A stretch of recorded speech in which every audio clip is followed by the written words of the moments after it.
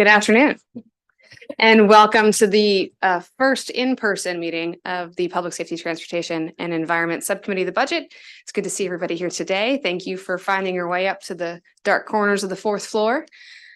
We are going to change up the order slightly. I apologize, Madam Secretary, but Secretary Addix and I have to be downstairs with the chair for a meeting at 2:45, at which time Senator Jackson's going to take over the gavel briefly. So we're going to start with the Chesapeake Bay overview and then move to public safety. So with that, we are joined by our good friend Andrew Gray to give us an overview. Take it away. Thank you, Madam Chair. I now present the Chesapeake Bay overview. So this is a policy analysis. This covers the big picture of Chesapeake Bay restoration. Doesn't specifically focus on individual agency budgets per se. That'll be covered in those particular analyses. On page 7 of the analysis, the overarching goal for Chesapeake Bay restoration effort. So it's the total maximum daily load, which is sort of the Bay diet, if you will, to be reached by calendar 2025 in terms of all the practices in place in order to be able to get to the load levels for nutrients and sediment that will allow us hopefully to get to the living resources that we want back in the Bay. In order to get there, there are a couple of components to the watershed implementation plans, which is sort of our plan, our sort of exercise regime, if you will, to get it to that diet. You also have your 2-year milestones, which are check-ins to make sure that you know where you are. Basically, you're not waiting 5 years to find out that you're way behind where you thought you would be. And finally, there are backstop measures by the U.S. Environmental Protection Agencies. This is a regulatory effort that can actually then make sure that progress continues.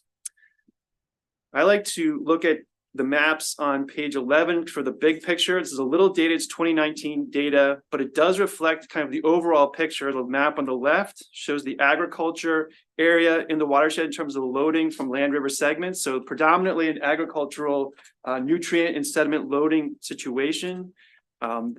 Middle graphic there reflects the nitrogen reductions that have occurred so far. So it's sort of patchy in terms of where those have occurred throughout the watershed. And on the right is what remains to be done in terms of nitrogen.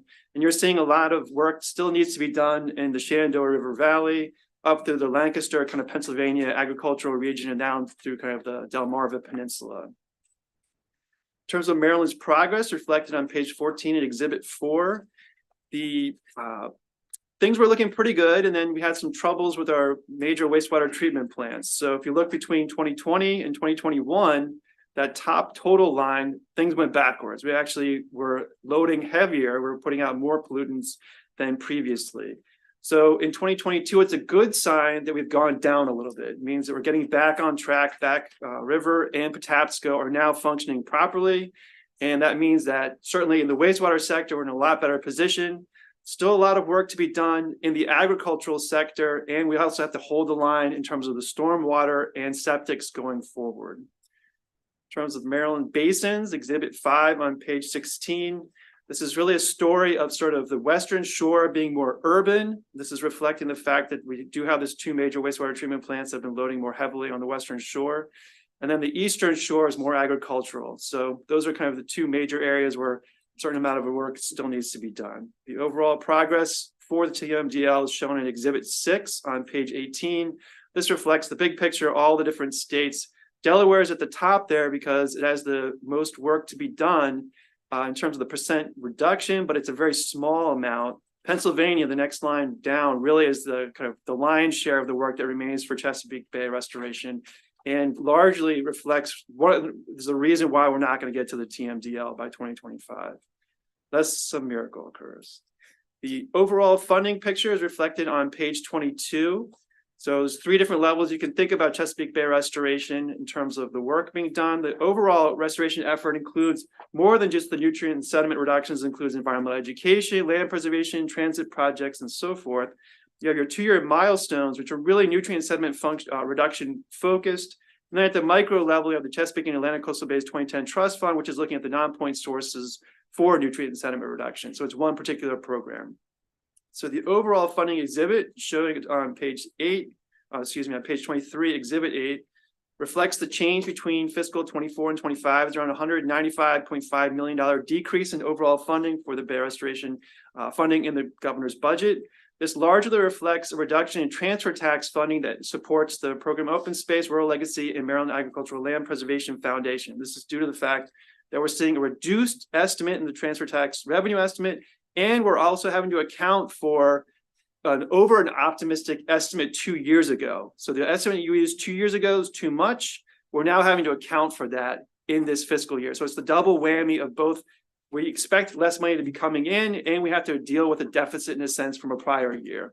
So that reflects the $169.2 million decrease. $30.6 million decrease from the Maryland Department of the Environment reflects largely the wastewater program. This is largely due to the Bay Recreation Fund decreasing a little bit, and you have the Water Quality Revolving Loan Fund, which has its own particular kind of schedule in terms of projects, and you see a reduction kind of there as well.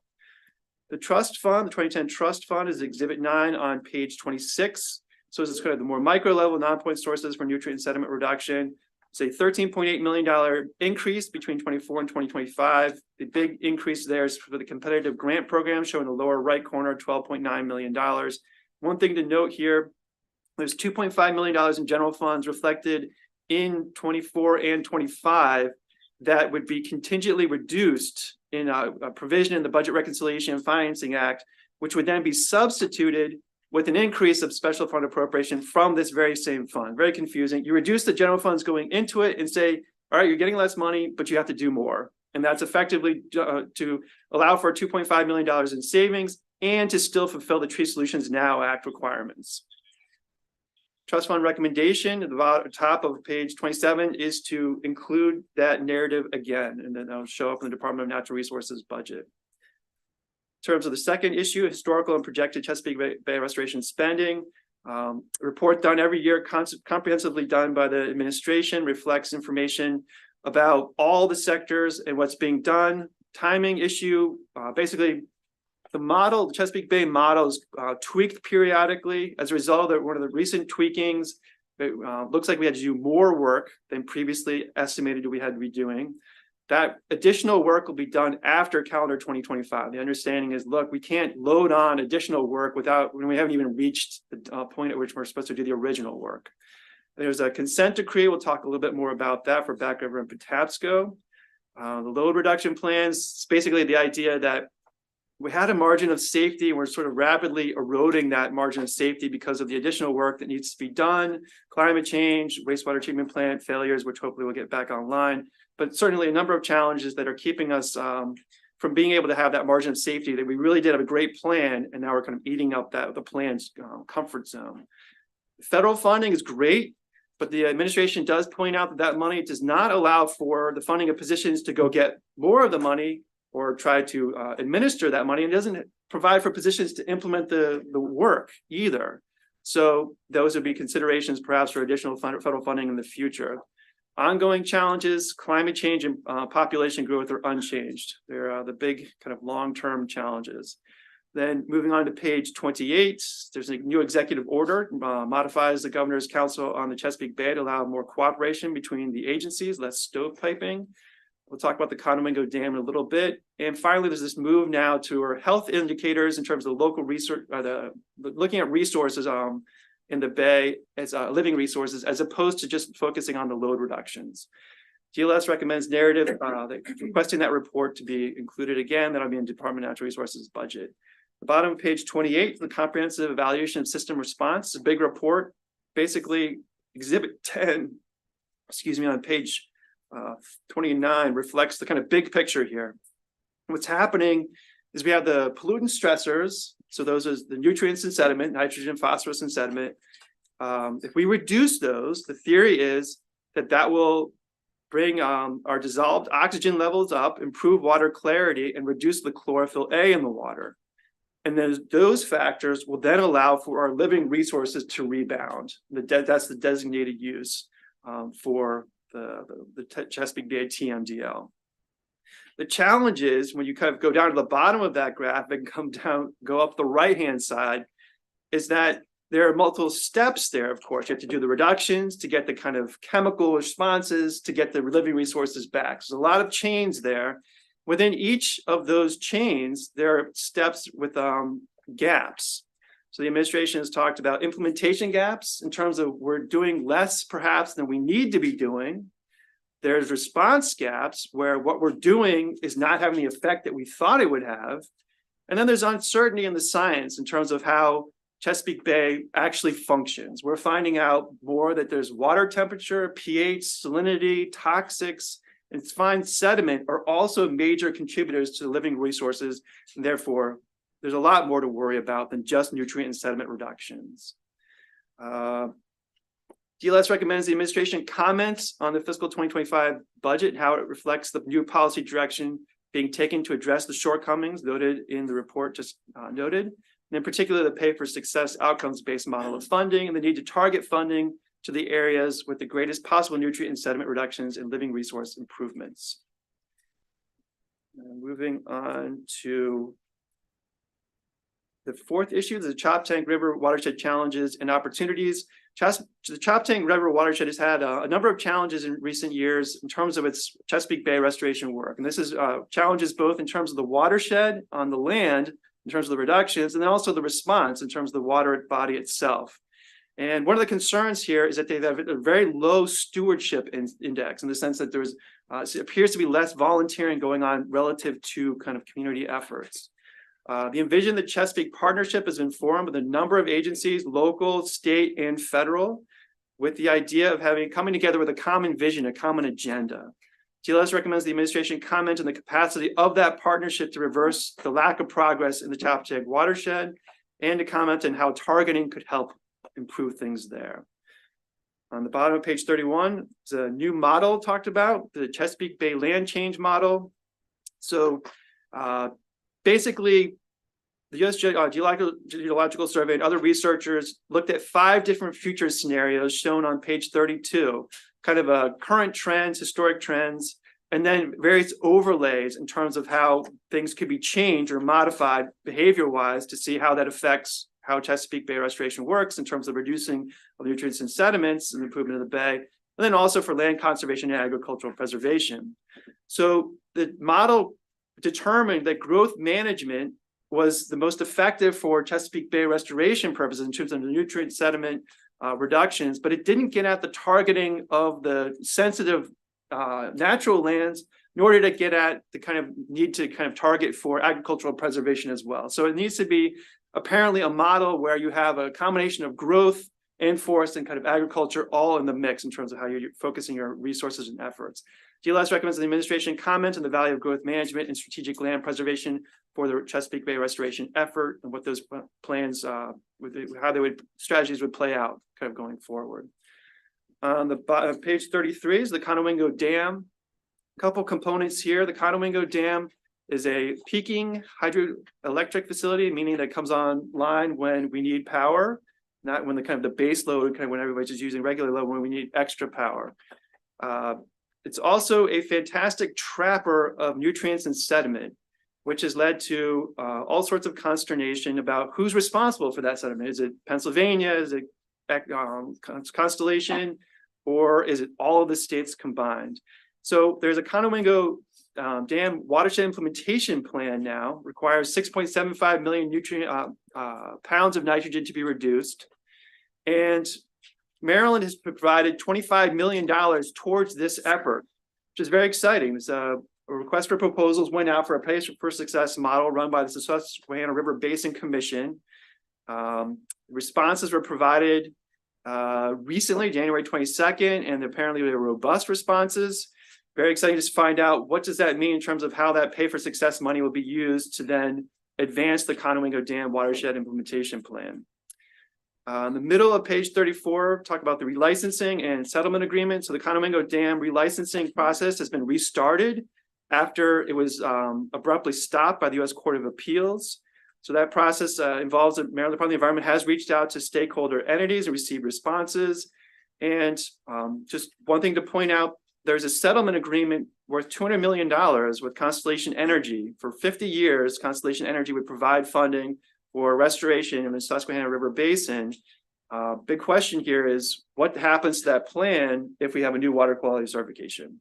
Finally, there's a sediment study, and that's been put on ice. The funding is being returned to the general fund. TLS recommends that the administration comment on a number of things noted on the middle of page 36. The bottom of page 36, issue number 7, concerns the consent decrees with Back River and Patapsco. Now, we talked a little bit about the plants in terms of the challenges. It's largely the biosolids component. There's the liquid component and then the biosolids. And the biosolids are where the failures are in Senator Sally. I don't need to tell you this. Monthly reports show that things are looking great in terms of the actual work being done there. The permit limits are being met. Some of the challenges, though, ongoing are some of the infrastructure, and even more concerning is the staffing. The big staffing challenge across the nation in terms of water and wastewater operators. Question is, what does that mean for operations at those two particular plants, and then perhaps the other 65 majors in the state? Brief discussion here about the Baltimore Regional Water Governance Task Force that's kind of coming out in the same time period in terms of looking at a model for governance of the water infrastructure. My understanding is the report's coming out January 30th, 2024. Although there is, it doesn't appear to be consensus on one particular model, which may reflect the need for going back and doing more work on that. On the bottom or middle of page 38 is the consent decree with the two plants. A number of things are required of Baltimore City as laid out on page 38 in those bullet points. I'll just focus on the money aspect in the very bottoms, the civil penalties. So around $4.8 million is required to be paid, $1.4 million immediately to MDE as an initial penalty. There's $1.4 million as well that's going to be held in abeyance for 2 years, as long as everything else is done by Baltimore City. That money will then be returned to Baltimore City, but if it's not done, then it's paid as a penalty. And finally, of $1.9 million paid to the Chesapeake Bay Trust for projects in the Patapsco and Back River watersheds. The idea being kind of a supplemental environmental project to help out with those areas that have been most affected by the plants loading at much higher levels. There's also reimbursement costs to Blue Water Baltimore, $400,000.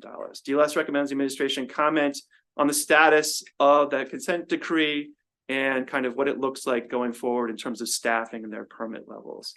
Targeting of cover crop program and other best management practices is noted on page 39. Didn't really go over this too much, but targeting is very important in terms of allocating our resources effectively for Chesapeake Bay restoration. One idea is that we have much better information now about how nutrients are coming off the land, agricultural land, and also certainly stormwater. And we have much better mapping of exactly where this is occurring. Therefore, you put that together, potentially that allows us to be much more strategic about our funding, about where we get the biggest bang for our buck. One of the questions here is, what does that mean in the agricultural non-point source sector world? Maryland Agricultural Cost Share Program does have some kind of targeting in its in terms of what it's done in the past, but it's not clear at the last point this was done. And for the cover crop program, there isn't targeting per se. There's more of a focus on cost effectiveness. So DLS recommends the administration comment its ability to identify and target cover crop program, the Maryland Agricultural Cost Share Program, and other funding sources to farm or even field level, high loss, non-point nutrient and sediment agricultural areas. Final issue is the resolution of the lawsuits with the Environmental Protection Agency is on page 40 and 41. Number of things noted there. One thing I found interesting is that it requires a 2025 goal progress evaluation. So we sued the EPA just to have them report on how well we're doing, which is going to be interesting to see how that turns out. DLS recommends that the administration comment on the implications of the settlement agreement for Maryland's Chesapeake Bay restoration work and the ability to meet the overall 2025 TMDL deadline. There are no actions recommended here. This is non-budgeted analysis. Thank you very much. Thank you, Andrew. Comprehensive as always. Questions for Andrew? Okay, would like to welcome our chair, who cares deeply about every piece of the budget, but particularly about Chesapeake Bay Health. So thank you for joining us. We have 4 secretaries and 2 seats, but if you'd like to come up all together, we'd love that, or take turns, however is best. Apologies, I do have to go to another bill hearing. Okay. Our departmental, so Jason's coming. Okay, thank you, Madam Secretary. There we go. We work closely together, so this is I easy figured for it'd be us. okay. Okay, thank you. For one. Good afternoon, Chair Elfrith. I guess 2 chairs, Chair Guzoni as well, members of the subcommittee. Thank you for having us today to discuss the Chesapeake Bay budget. If it's all right with you, we'd like to start with some brief opening remarks from each of us, and then we can step into the recommendations. So for the record, my name is Josh Kurtz. I'm the Secretary of the Department of Natural Resources. I also wanted to start with a thank you to Mr. Gray for such a thorough analysis as always, and for the conversation we're about to have. So what I wanted to do was kind of just address how we are tackling this and viewing this as an administration, because I think key and one of the things we've been seeing in this data is that one of the reasons we have not been as successful as we can be is we haven't been as coordinated as we need to be in our response. And so the first thing that our administration did and the governor did was create the executive order for the Watershed Council. And the importance of that Watershed Council is really recognizing the diversity of impacts that our agencies have on bay restoration. And so we've brought in not only the agencies that you see here today, but agencies like health and transportation, MEA. I mean, we recognize that there are several different entities that can help us with bay restoration. So we've brought them together, and that body is also then supported by a similar structure that is made up of staff who work on this every day. So we've built kind of multiple layers of internal coordination to help us respond more effectively. Progress has been made, and progress has been made over 40 years as it has been harder to make progress, which is kind of strange to think about. But as we have increased our impervious surface, as climate change has happened, as water has warmed, it has become harder to do this work. But in the face of that, we have still seen increases in water quality. And I think that gives all of us hope. And I think we recognize that there's a lot more work that we can do. We've talked a lot about, or Mr. Gray touched on, the living resources. And I think that's a critically important piece of this. Bay restoration is about water quality, but bay restoration is also about what people care about. And those are predominantly the living resources: crabs, oysters, striped bass, being able to go out and boat and swim, right? And so we've been focusing on ensuring that our work is going to align to those outcomes just as much as water quality. We're also really looking at how we can leverage private capital. I think CSER, the CSER report, which we'll touch on in more detail, really pointed out the importance of that. And so pay for success has been integral to how we're thinking about this approach.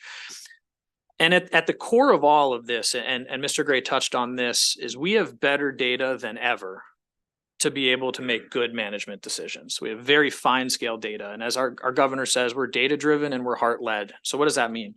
We're taking this raw information, we're taking these analysis, we're making management decisions that take into consideration people and what people care about within the restoration space. And what people care about is the living resource. And so we're really thinking about that when we're making any management decision.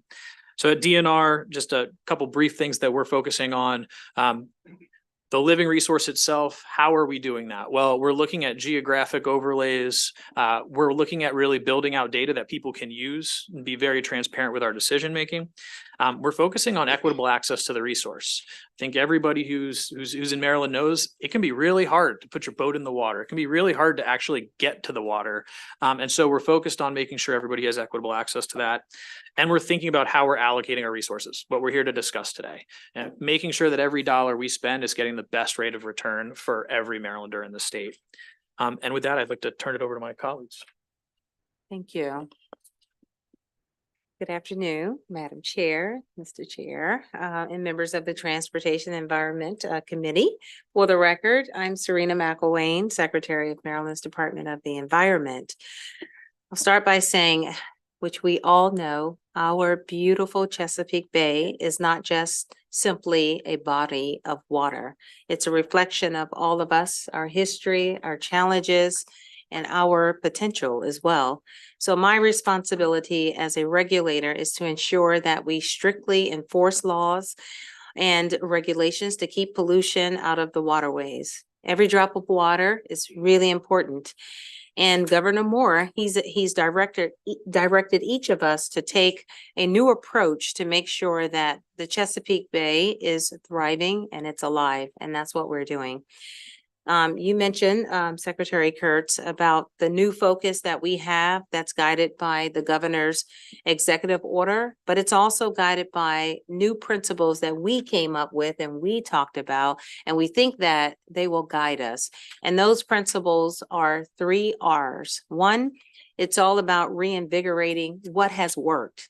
What works. So we're going to be really making sure that what we do is around reinvigorating everything that we know works. The other R is about rethinking our restoration and protection strategies that we can put into place to face the new challenges that we all know so very well. And it's also about re-engaging the communities. And some of those communities, as we all know, have been left behind far too long. So we'll be making sure that that's a part of continue really to be a part of what we do going forward. I just want to reference quickly the joint chairman's report that was submitted earlier to the committee. Just to apply those big R's to what we're doing. So we're reinvigorating the permitting process at MDE. We are looking at compliance in that same way. We're looking at enforcement and funding strategies so that we can ensure the strong investments in wastewater treatment plants and those upgrades, that they continue to be a cost-effective driver of nutrient reduction. We're also rethinking stormwater management by enhancing permit conditions that consider the impacts of climate change, and that also take the watershed approach to restoration and flooding. And also, we're looking at ensuring that we're accelerating environmental justice in those historically overburdened and underserved communities. In terms of re-engaging, we're re-engaging Marylanders so that they can help us shape the renewed restoration goals that we have going forward, as well as those strategies for targeting more outreach, technical assistance, and funding in those communities. So we're going to accomplish our goals, and we're going to do it by implementing, as I said a little earlier, reforms in MDE. It is so necessary that we look internally and make sure that we are doing what we need to do to operate in the most effective and efficient manner. I know that's something that I've been hearing since I started. It is the number one focus for me as secretary. We are also looking or taking a fresh look at improving the Conowingo Dam and Susquehanna River by implementing the Conowingo Watershed implementation plan, the Pay for Success program. This is a big issue, and it has so much impact on the Bay, as we know. And we will continue to implement best practices that are working while advancing the science for new approaches like dredging and restoring freshwater mussels. And we are building in performance measures, because those measures matter. What we are looking at and making sure that those measures are in place, and crediting restoration code benefits that achieve also the multiple environmental outcomes, such as reducing flooding and increasing local amenities like the parks and the green space, the beautiful green space. I would also like to mention that just last week, I appointed the first Assistant Secretary for Environmental Justice. That has never been done at MDE, and that's just a testament of how important environmental justice is. And that person will be responsible for executing the strategies that we have and reaching out to communities that, again, have been ignored for way too long.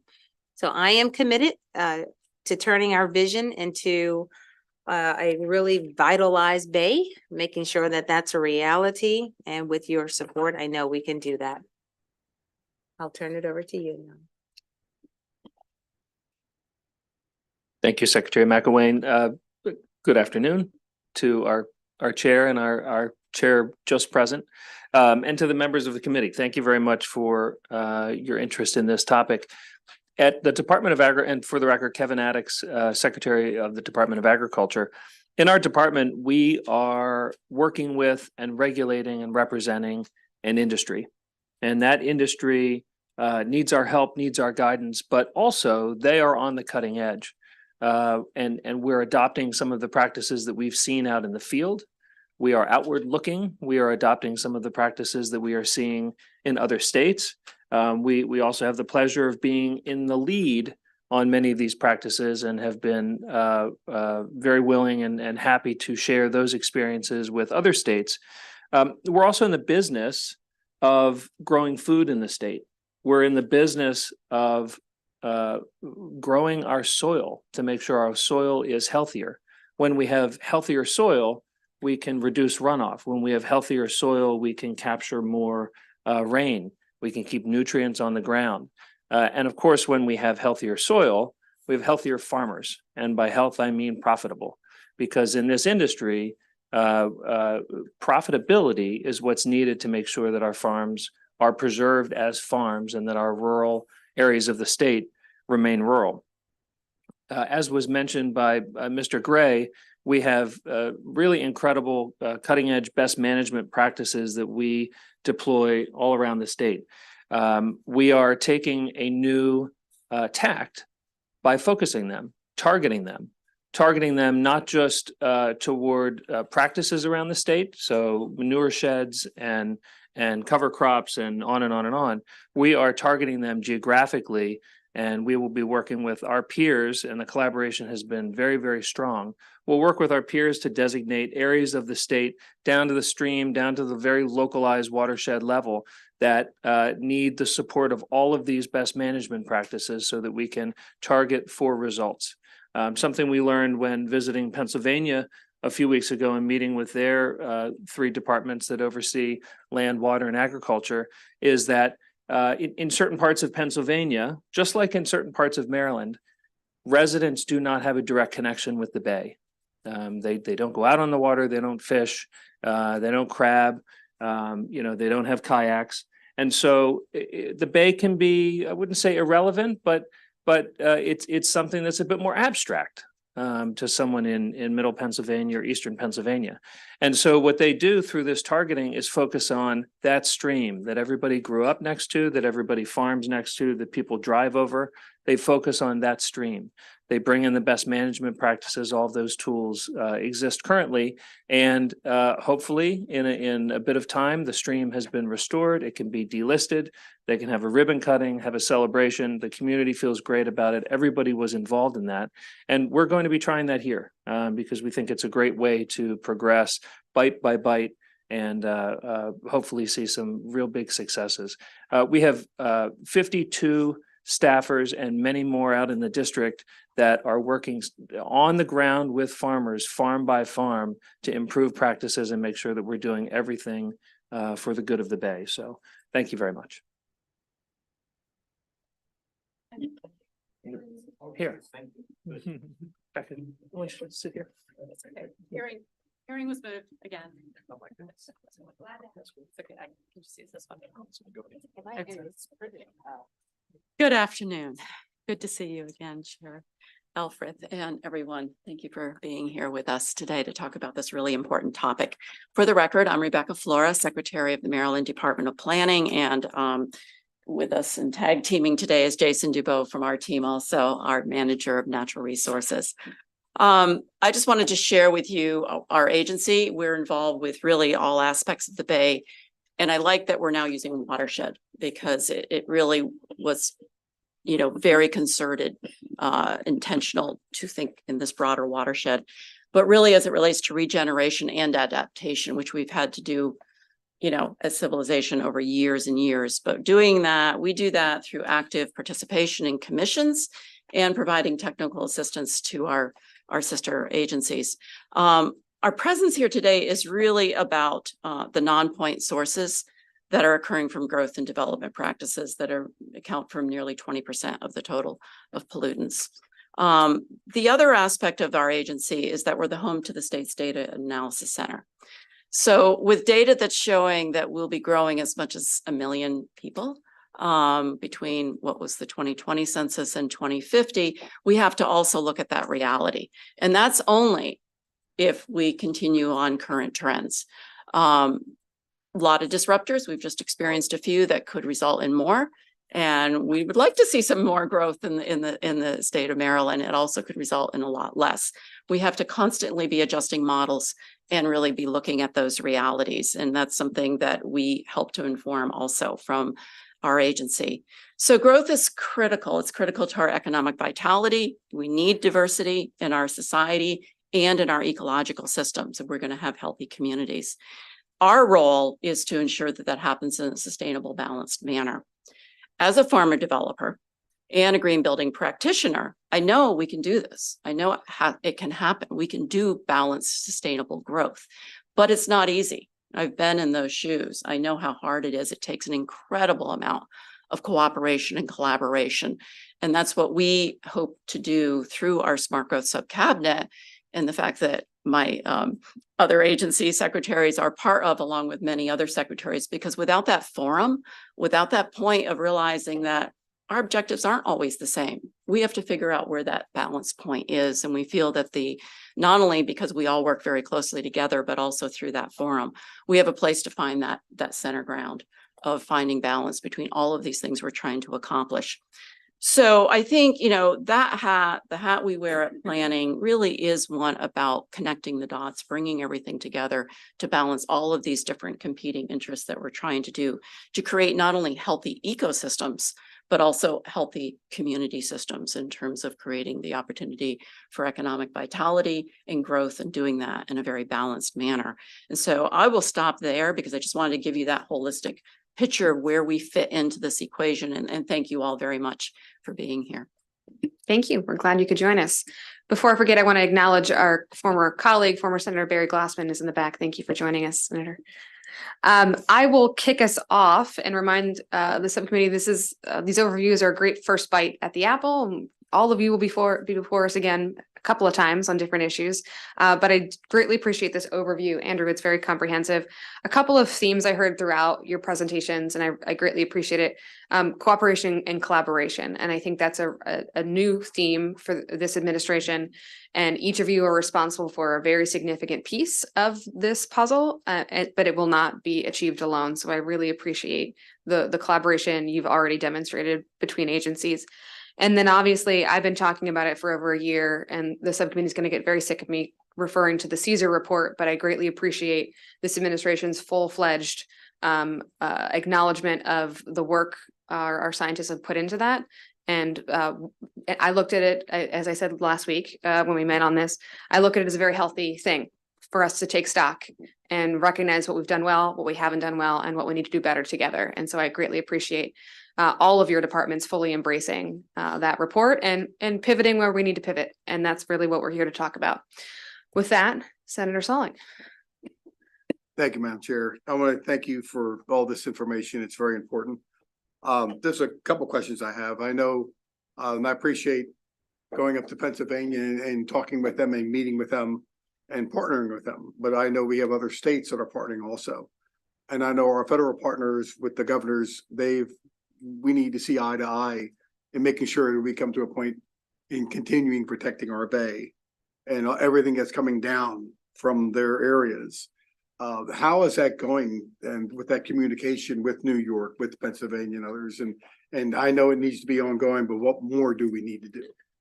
Yeah, thank you for that question, Senator. And this has actually been very much a hallmark of our strategy. Next week, we'll be in Virginia. The following week, we'll be in Delaware. West Virginia was kind enough to do it remotely. And we're going to also meet with New York as well. We've already met with DC, with EPA, and we have meetings scheduled with, they call themselves the FOD, the Federal Office Directors. So all the other federal agencies that work together.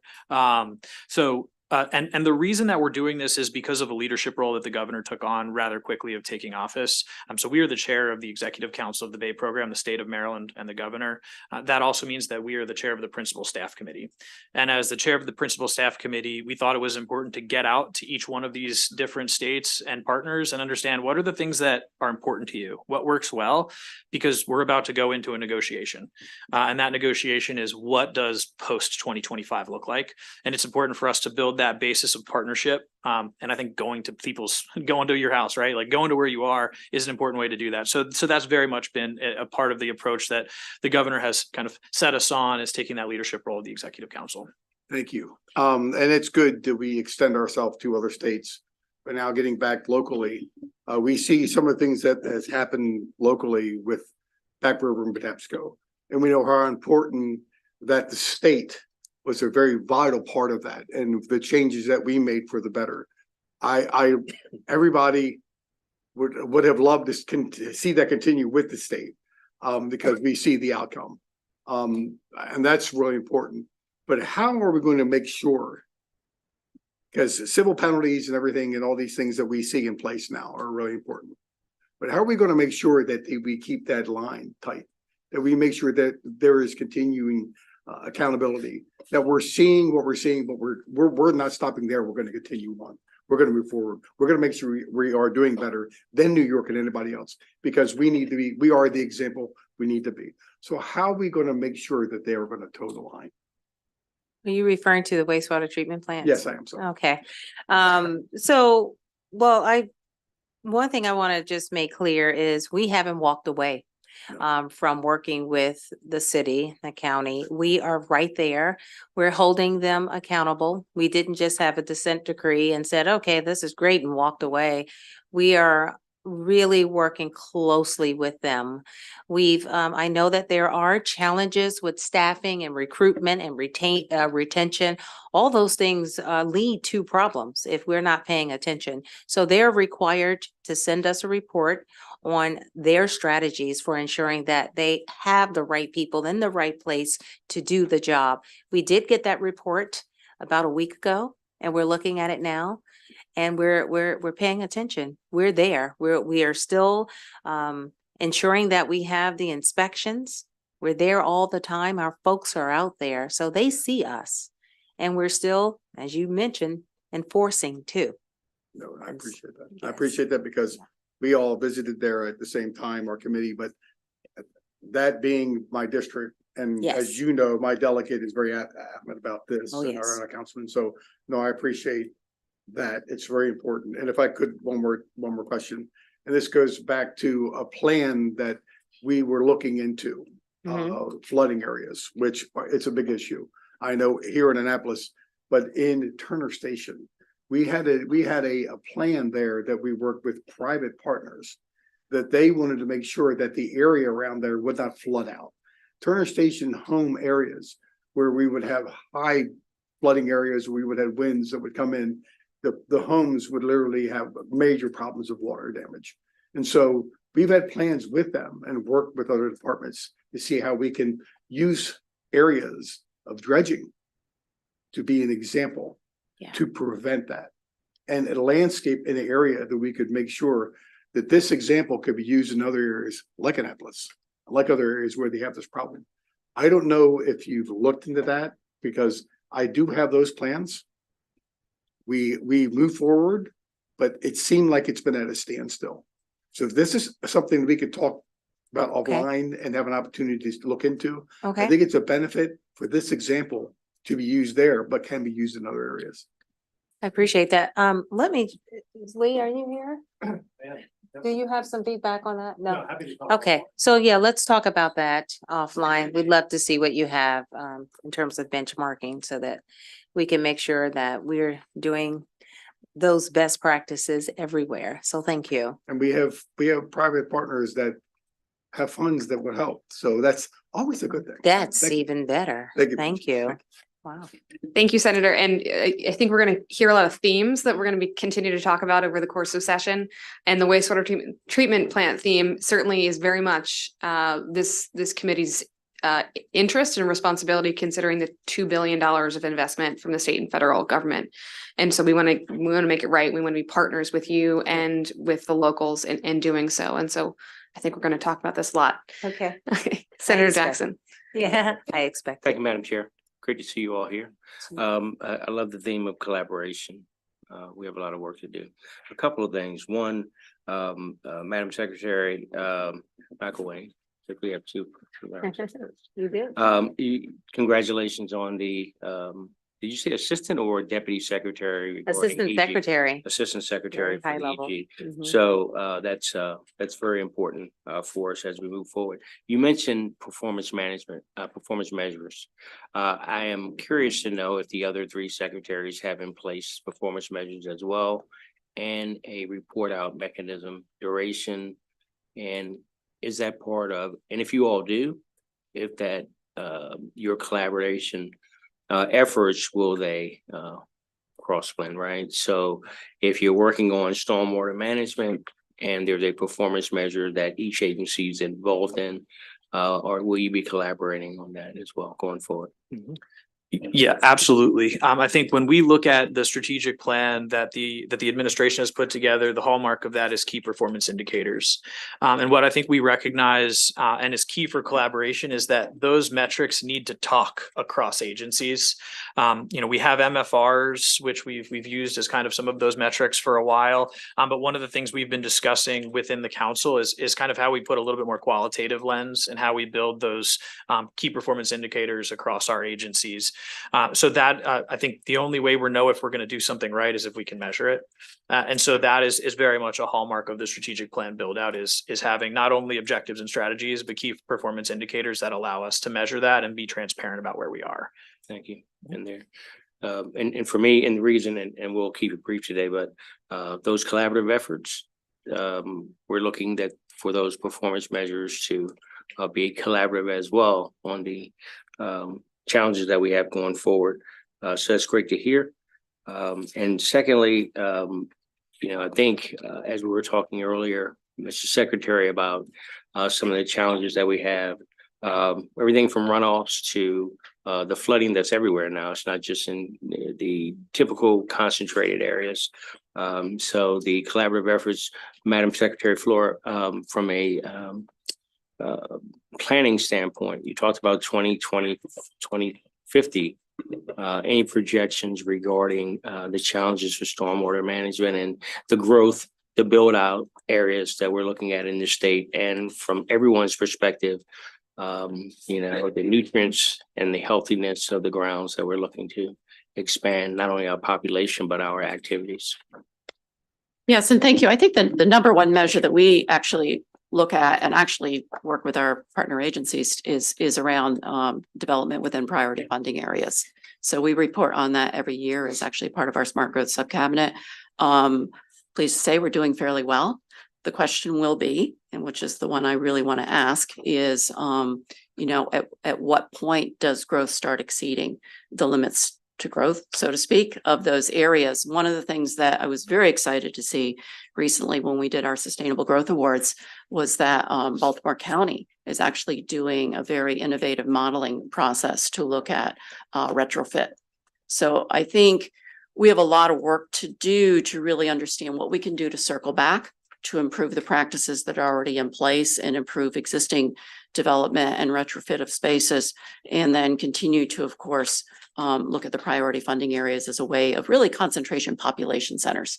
Because to the extent we can do that, it helps everything. It helps delivery of services. It helps the ability to use transit. It helps really creating better social systems. So those things, I know they're not for everybody in terms of living in population centers, but it really has such a multiplier impact. And that's our number one metric for continuing to monitor how we're doing. And I'll end on this, Madam Chair. So that the reason I'm so excited about the EG Assistant Secretary is because hopefully through your collaborative efforts, as we continue to grow and we continue to address the concerns we have, we're making sure that those who are impacted are treated fairly. So thank you, Madam Chair. Thank you, Senator Rosepep. Yeah, thank you. Good to see all of you. I look forward to seeing you again. And I'm going to touch on something that you don't need to answer today, but I want to put on everybody's radar, and my fellow committee members are going to get sick of me saying this over this term. But given the projected fiscal situation of the state over the next couple of years that everybody's aware of, we're in pretty good shape. We're not in the boom times we had the last 2 years, obviously, but we're in okay shape for the next year or two or three. But then because of the commitments we made in a variety of areas, most particularly in the blueprint, we got a big we got a big opportunity out there. Let's put it that way. And so I'm asking everybody, and I want to ask each of you, and I'll ask all the other secretaries when they come to see us, is in addition to, as you do in your budget presentation, you're coming to ask for money. I would encourage everyone in your own areas of expertise, either for this year or thinking farther ahead, and that I'm really interested in the medium to longer term, identify opportunities to raise revenue in your area. You know your field, and you know what are opportunities out there. And I know there's some specific proposals the administration is pursuing, but I'd urge people to be very robust about that. And secondly, look for opportunities to bend the cost curves in your business. As you all know from the inside, we all know from the outside, the incentives in government to be efficient are not great because of the way we do budgeting and the way revenue comes in. But that doesn't mean there aren't smart people in government who know what's going on and know the agency and know the activities and say, geez, we could really do this. We could really do more with less if we did it this way. And then someone will say in the agency, well, that's against the law, or that's against the regulation. Well, that's what we're here for.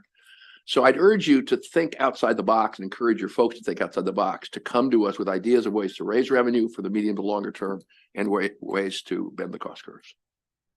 Thank you, Madam Chair. If I may, quick comment. Sure. Yeah. I think I'm really excited about this question. So one of the things Caesar talks about is pay for success.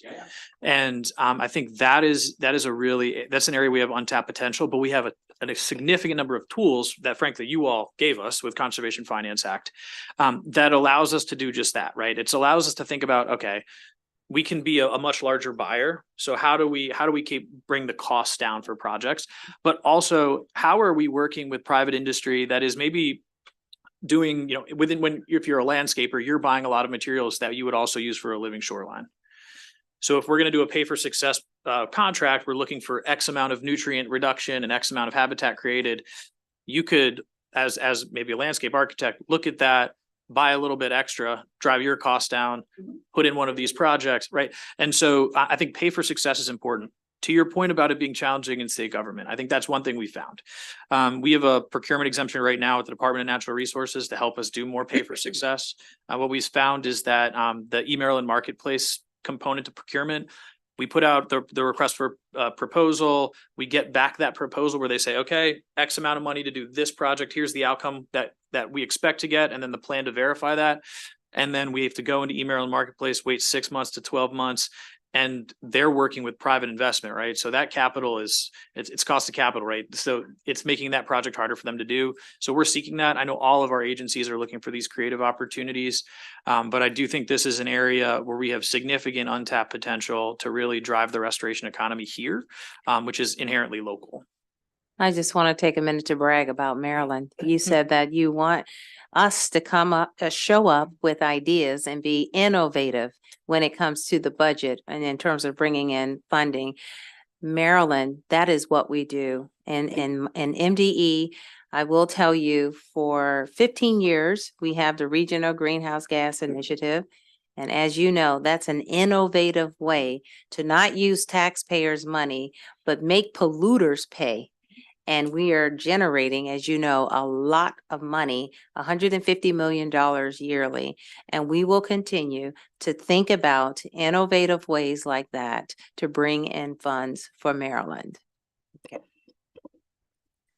Thank you, Senator, because that piggybacks. I want to thank MDE specifically. We gave you a charge in last year's budget to think about making sure polluters do pay for at least the cost of regulation. And you're introducing a bill, I believe, to address that. We greatly appreciate that. We want to make sure where we can find where it makes sense to raise some revenue to go towards the services people are expecting. So I want to thank you, Madam Secretary, for hearing us last year and being very proactive with us. Couple of cleanup questions. And again, we're going to be back in this room talking about it more. Secretary Addix, I greatly appreciate your department's pivot to targeting on the theme of doing more with less. That's certainly going to be something we need to focus the next iteration of our Bay work on, and I greatly appreciate that.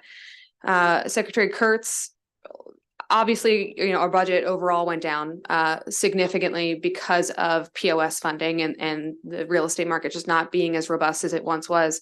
What can you tell us about what is that going to mean for the services or for our progress? Because that's a pretty big reduction. No one in this room is responsible for that. Would be higher interest rates responsible for that. But what can you tell us about what we can expect to do more with less? Yeah, so I think the great thing about where we are with land acquisition tools that we have is that we have things that aren't direct fee pay for per acquisition. So we'll look harder at easement opportunities. We'll also look a lot harder at donation opportunities. One thing, the unfortunate thing that does happen when the real estate market goes down is you do tend to see people who want to, the donation tax break actually makes more economic sense for them. And so we'll explore really hard some of those opportunities to continue to add to the land base so that we meet the 2030 and the 2040 goal set in Maryland the Beautiful, but in more creative ways. I also think, with program open space, that dip, it also is a bit of an opportunity for us, and that cost for land goes down. And I think that's important for all of us to consider when we think about program open space over the long term. When real estate values are high and we're bringing in lots of revenue, the cost of land is a lot more expensive for us. So we're not getting that. Our appraisals come in way below what people are going to get on the market. And then we get to these times, we're not getting the revenue, but we have a much better opportunity to spend it. So we do have a substantial amount of money in the dedicated purpose account from some of the overattainment in the past, and also the money from Great Mountain Outdoors Act. So we'll pivot more into acquisition through those funds, Okay. lean really hard on donation and easements, but we're still pretty bullish on the fact that we'll continue to acquire at the rate that we have been. Thank you. And Secretary, I have one more question for you. We've had this offline, but I want to highlight because we've heard resilience as a theme today too. And 3 of the 4 of us represent waterfront communities. So obviously flooding and climate change are going to be real, almost weekly issues for our communities. I saw in the budget that unfortunately the Resilient Maryland Revolving Loan Fund, $4 million is not here. We had a special briefing last year on all things resilience and heard from a lot of folks that was a really great program that we should frankly expand. So I was a little surprised to see it cut. What can you tell us about that cut, and what do you think we should do about it? Yeah, so the reason that we reduced it this year is because we were supposed to do 16 projects as a pilot, but we actually have 29 in the pipeline that we're continuing to build out. So this year we'll be finishing what we have, and we're actually going to be building out that analysis of each one of the projects. I think what we're seeing is opportunities to rethink this fund as more of a seed fund, learning from ag, what they've done with cost share, and really studying and understanding the multiple benefits that we get out of those projects. I think that also, what that fund also allowed us to do is better understand our own ecosystem services map layer, which is really important for decision making, and also be really important for us thinking about Conservation Finance Act, right? People can actually fund projects off of reduction in risk. And so that's going to be really important. It's something we've learned from Resilience Through Restoration. And I think we'll be coming back to you all with a proposal to potentially change how that program works. But definitely hear you. We have a lot of constituents have enjoyed that project. And I think, again, the fact that we got to 29 instead of 16 is a good thing. We'll make sure that we study that, fully understand the benefits, and we're able to move forward with a really successful program on resilience. Thank you. And just last point, and I'm going to call on Senator Salling. I think just as MGE, we're all very focused on equity and should be baking in equity into everything we do, every budget, every bill. I think we also need to do the same with resilience and making sure we're making the right investments that are actually going to protect our communities from increasing flooding. Senator Salling. I have one more thing that I talked about, the chair, and we've talked about more than once. We've had some groups literally volunteer this about abandoned boats.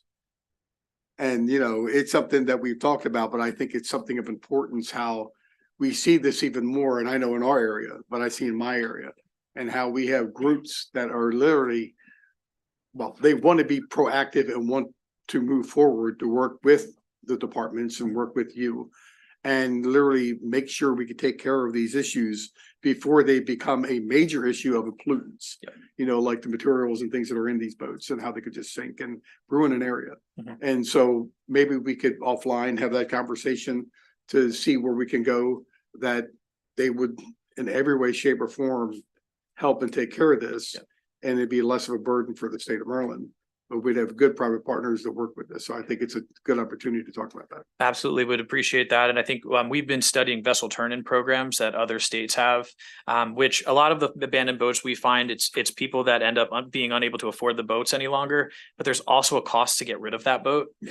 And so we kind of have this compounding financial issue that drives people to frankly have to abandon them. And so I think trying to get a vessel turn-in program to really catch those on the front end.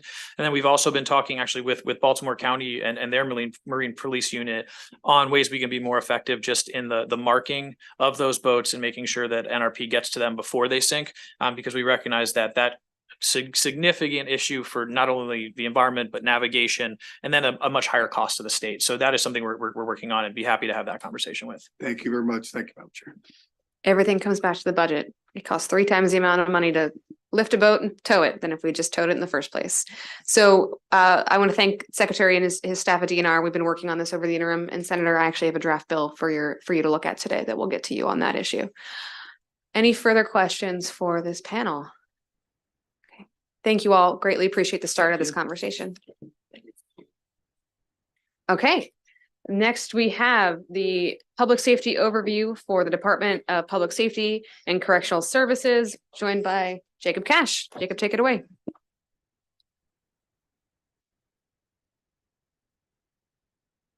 All right, thank you, Madam Chair. As you said, today I'll be reviewing the overall DPSCS budget while highlighting some key areas of concern and issues.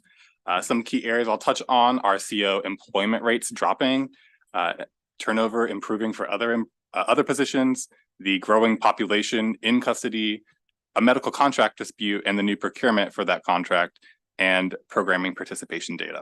If you join me on the cover page, you can see that the DPSCS overall 2025 allowance is $1.6 billion.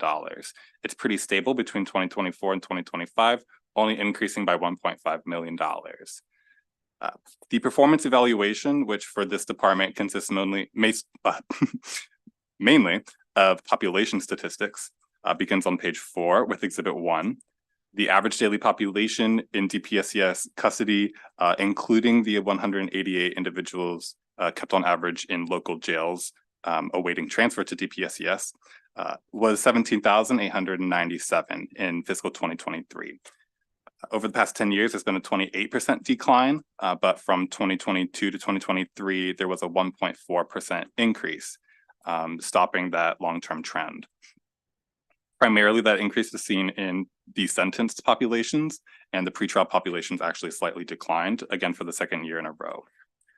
Exhibit 2 on page 5 shows more recent quarterly trends for their population in custody. The current populations are growing each quarter and have not subsided since the full reopening in the summer of 2021.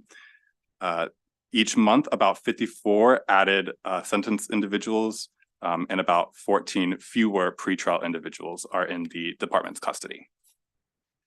On Exhibit 3 on page 6, you can see the number of arrestees and commitments to pretrial detention in Baltimore City. These have also are about 2/3 smaller than they were at the beginning of the decade, but from last year, there was a 21% increase in arrestees and a 6% increase in commitments to pretrial detention.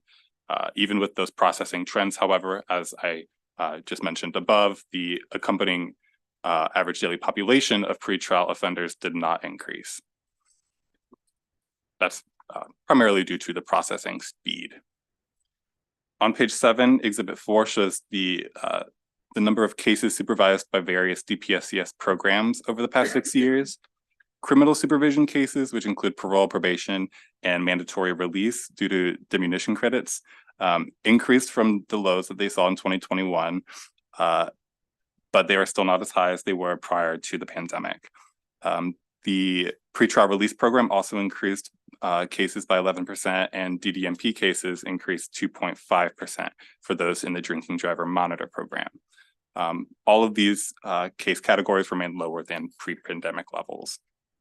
Moving forward to the budget, on page 8, I'd like to draw your attention to the proposed deficiencies for the 2024 working appropriation, which total $75 million. The largest sum is associated with the medical contract dispute. It totals $32.7 million in deficiencies. There is also an extension provided for that contract because it expired in December. So that adds about $21 million to pay for it through June of 2024. In addition, there was a secondary judgment or payment related to the U.S. Department of Labor audit on overtime timekeeping issues. That $9.4 million will go directly to the U.S. Department of Labor to retroactively repay individuals who were shorted. There's also an increase in food and electricity costs, mostly because those areas have had much higher inflation rates than other areas of spending. Exhibit 5 on the next page breaks down the overview of agency spending by purpose, and the large personnel component of the department makes up about 2/3 of the budget. The inmate medical care contract also makes up a large share, and that has increased due to the contract extension. The next page, Exhibit 6, breaks down the departmental budget by function. So in order to better analyze the budget, we break down DPSCS into 5 parts. Corrections is the largest at about 62%. followed by the Division of Pretrial Detention and Services, which also handles the Baltimore City Jail facilities and the pretrial populations. Moving forward let's go to the budget, the personnel data section, actually the budget change on Exhibit 8, page 14, sorry. So in this, you can see that there were some primary changes associated with personnel.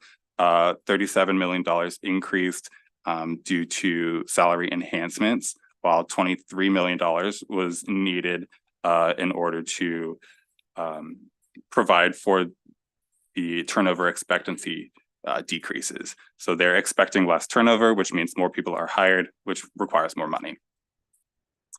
On the next page, there were also at the bottom a few decreases. Most of these are related to one-time events, including the $3.5 million provided for outfitting regional mail rooms with anti-contraband technology. The medical care contract also appears in this this chart. I will discuss this a little bit more into detail in issue 2, but there was that increase for the contract extension, as well as the contract dispute amount.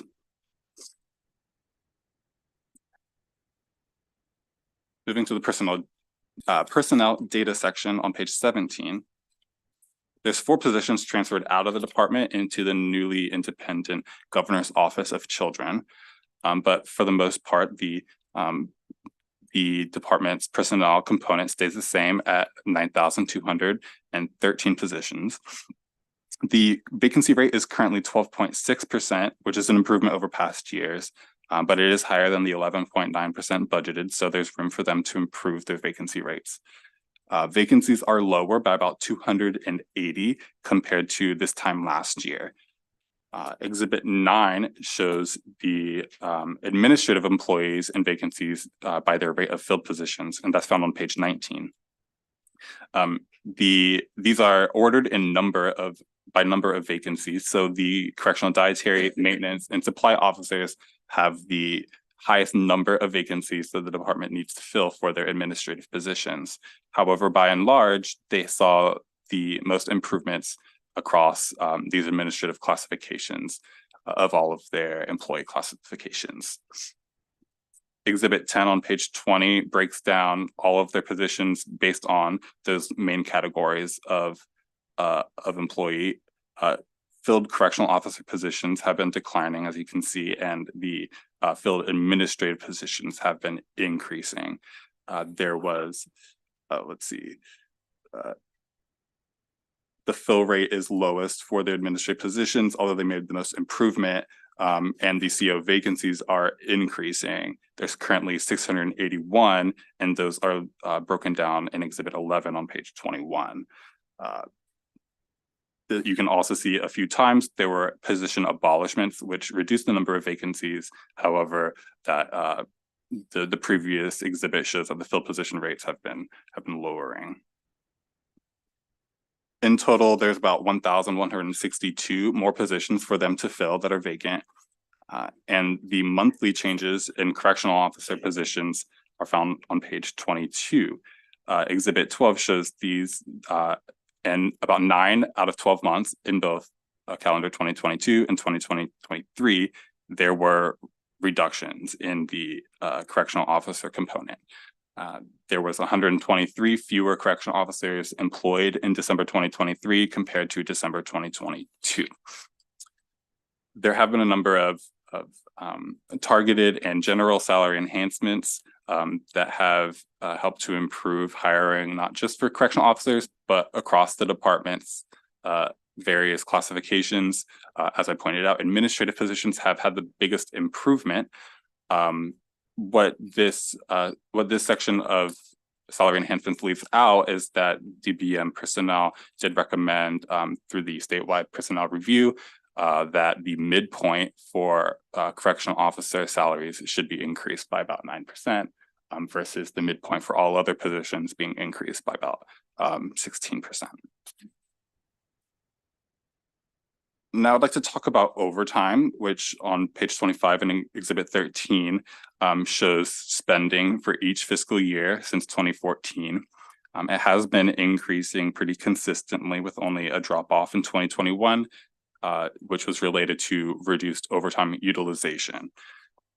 Exhibit 14 shows that overtime utilization per fiscal year, and there has been a trend of increase each year since 2021. And in the first month of 2024, it is still just as high, if not higher, than the rate in 2023. Exhibit 15 on page 27 shows this broken down by pay period in calendar 2023. And these are increasing as a trend. In fact, each pay period, employee overtime hours worked increased by 180 on average each pay period. And so this has been a continuous trend, not only since they reopened, but in calendar 2023. This connects to the overtime allowance. Exhibit 13 is reducing, but utilization is increasing. So there is a bit of a disconnect there and a potential issue where overtime is not provided for enough in fiscal 2025. Coupling that trend with the reducing correctional officer staffing, as well as the increase in the average daily population rates, we do have the makings for a budget issue.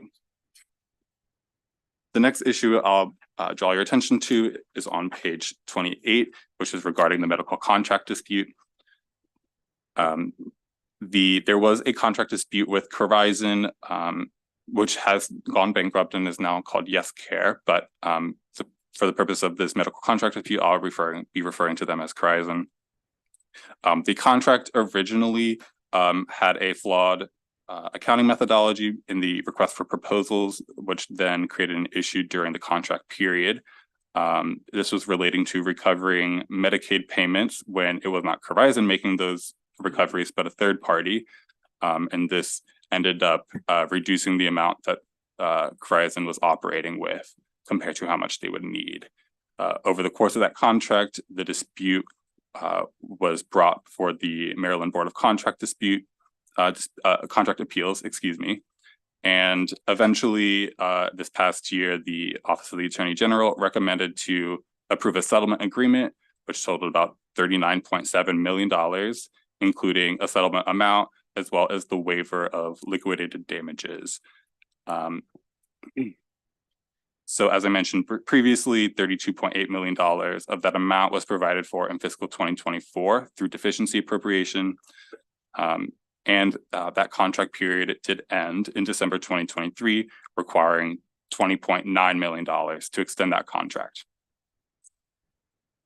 The amount provided in fiscal 2025 is approximately $21.8 million to replace the contract.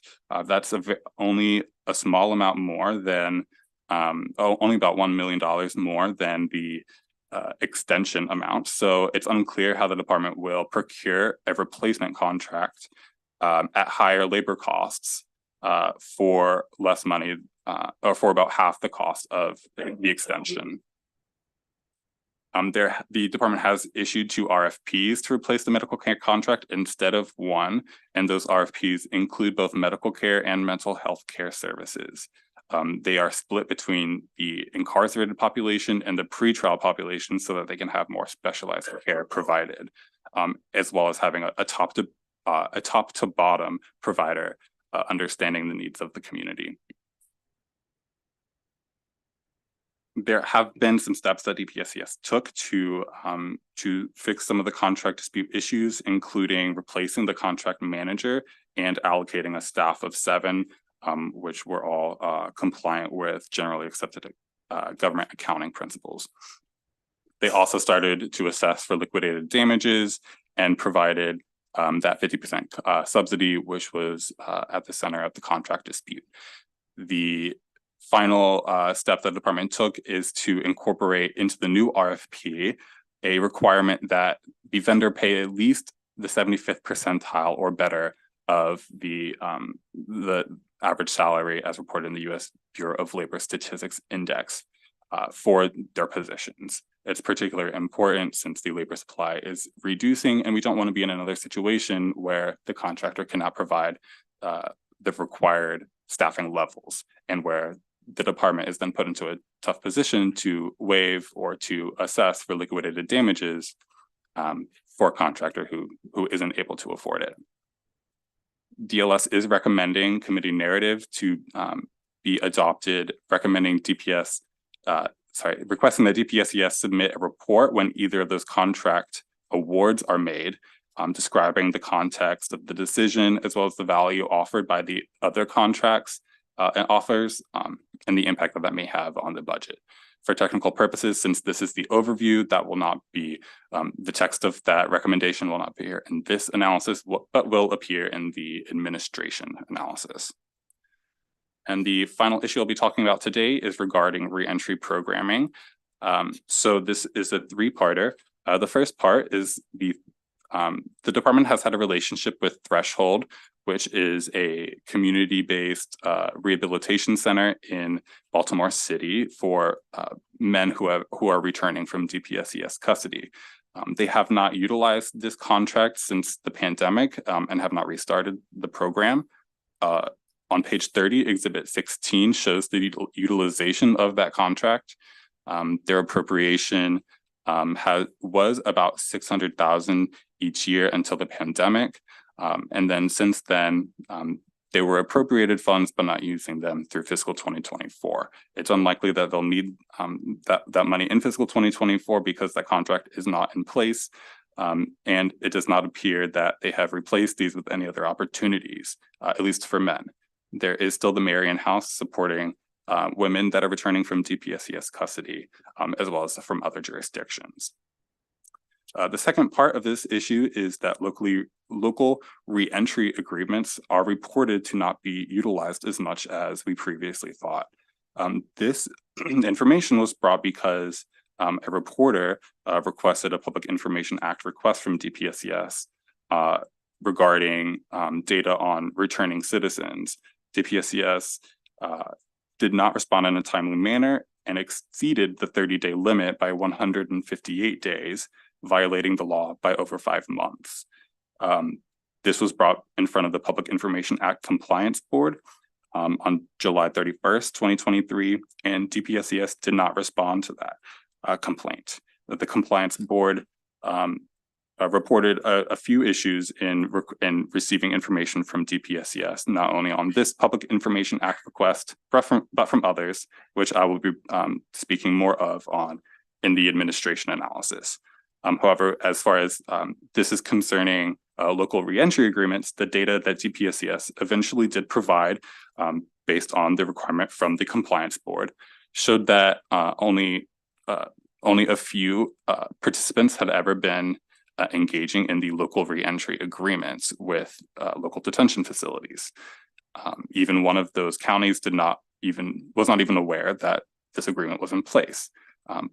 Partially, this could be because there's not enough incentive to encourage the locals to take on these individuals. However, the main concern is that it's just not being utilized, even though it's a reported part of the reentry program in DPSES.